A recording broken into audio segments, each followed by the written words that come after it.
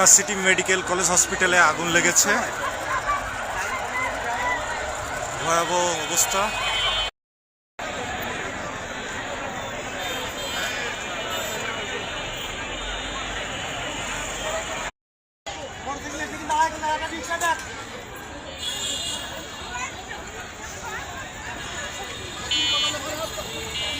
Khulna city medical college হসপিটালে ভয়াবহ আগুন লেগেছে।